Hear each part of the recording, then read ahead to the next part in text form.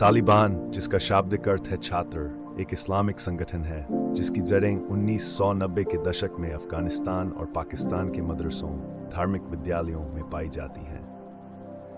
ये संगठन मुख्य रूप से पख्तून समुदाय से बना है और इसका मुख्य उद्देश्य इस्लामिक शरिया कानून को लागू करना रहा है। आइए इसके इतिहास को विस्तार से समझते हैं।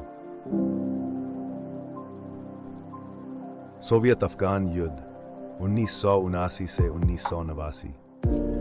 1979 में सोवियत संघ ने अफगानिस्तान पर आक्रमण किया। इस युद्ध में अमेरिका, पाकिस्तान और सऊदी अरब ने अफगान मुजाहिदीन इस्लामी लड़ाके का समर्थन किया। लाखों अफगान नागरिकों को पाकिस्तान और ईरान में शरण लेनी पड़ी।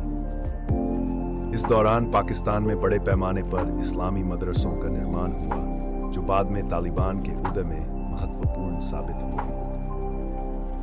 सोवियत संघ के हटने के बाद अफगानिस्तान में सत्ता के लिए गृह युद्ध छिड़ गया। अफगान नेता आपस में लड़ने लगे, जिससे देश में अस्थिरता और अराजकता फैल गई। इस स्थिति ने तालिबान के लिए एक अवसर पैदा किया। तालिबान का गठन और प्रारंभिक सफलता 1994 से 1996। 1994 में मुल्ला मोहम्मद उमर ने तालिबान की स्थापना की। यह संगठन मुख्य रूप से उन छात्रों तालिब से बना था जिन्होंने पाकिस्तान के मदरसों में शिक्षा प्राप्त की थी। इन पाकिस्तानी खुफिया एजेंसी और सऊदी अरब का समर्थन प्राप्त था। इस 1900 तालिबान ने सबसे पहले कंधार पर कब्जा किया और इसे अपनी राजधानी बनाया। उन्होंने वादा किया कि वे देश में शांति और स्थिरता लाएंगे। काबुल पर नियंत्रण 1996 तक तालिबान ने काबुल सहित अफगानिस्तान के अधिकांश हिस्सों पर कब्जा कर लिया। उन्होंने अफगानिस्तान को इस्लामिक अमीरात घोषित किया। तालिबान का शासनकाल 1996 से 2001।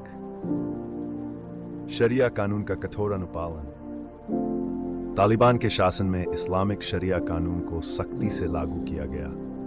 इसके प्रमुख बिंदु थे महिलाओं की शिक्षा और नौकरी पर प्रतिबंध, सार्वजनिक स्थलों पर महिलाओं के बुर्का पहनने को अनिवार्य बनाया गया, मनोरंजन जैसे संगीत, सिनेमा और टीवी पर प्रतिबंध, अपराधों के लिए कठोर सजा जैसे चोरी के लिए हाथ काटना और व्यभिचार के लिए पत्थर मारकर हत्या। तालिबान की नीतियों की विश्व स्तर पर आलोचना हुई। 2001 में तालिबान ने बामियान में बुद्ध की प्राचीन मूर्तियों को नष्ट कर दिया, जिससे उनकी वैश्विक बदनामी बढ़ी। 11 सितंबर 2001 का हमला। अमेरिका में हुए 9/11 हमलों के बाद तालिबान पर आरोप लगा कि उन्होंने अल कायदा और उसके नेता ओसामा बिन लादेन को शरण दी। इसके जवाब में अमेरिका और नाटो देशों ने अक्टूबर 2001 में अफगानिस्तान पर हमला किया। दिसंबर 2001 तक तालिबान सरकार गिर गई और उनके नेता छिपने पर मजबूर हो गए। 5 विद्रोह और पुनरुत्थान। तालिबान ने 2002 के बाद अफगानिस्तान के ग्रामीण इलाकों में अपनी गतिविधियां तेज कर दी। उन्होंने अमेरिकी और नाटो सेनाओं के खिलाफ गुरिल्ला युद्ध छेड़ दिया। 2010 के दशक में तालिबान ने अफगानिस्तान के कई हिस्सों में अपना प्रभाव फिर से स्थापित करना शुरू किया। शांति वार्ता और समझौता।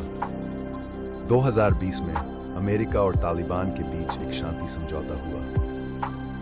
इस समझौते के तहत अमेरिका ने अपनी सेनाओं को 2021 तक वापस बुलाने का वादा किया। अमेरिकी वापसी और तालिबान का आक्रमण। अगस्त 2021 में अमेरिका और नाटो सेनाओं ने अफगानिस्तान छोड़ दिया। इसके बाद तालिबान ने तेजी से पूरे देश पर कब्जा कर लिया। 15 अगस्त 2021 को काबुल पर तालिबान ने कब्जा कर लिया। तालिबान ने इस्लामिक अमीरात अफगानिस्तान की पूर्ण घोषणा की। हालांकि उनकी सरकार को अभी तक अंतर्राष्ट्रीय स्तर पर मान्यता नहीं मिली है। 7 तालिबान का वर्तमान। तालिबान ने अपने पुराने कठोर नियमों को लागू करना शुरू कर दिया है। महिलाओं की शिक्षा और काम पर फिर से प्रतिबंध लगा दिया गया है।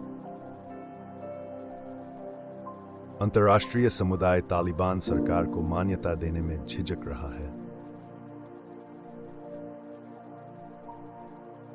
तालिबान का इतिहास अफगानिस्तान की राजनीति, सामाजिक संरचना और वैश्विक सुरक्षा पर गहरा प्रभाव डालता रहा है। यह संगठन स्थानीय और अंतर्राष्ट्रीय स्तर पर विवाद और चिंताओं का विषय बना हुआ है।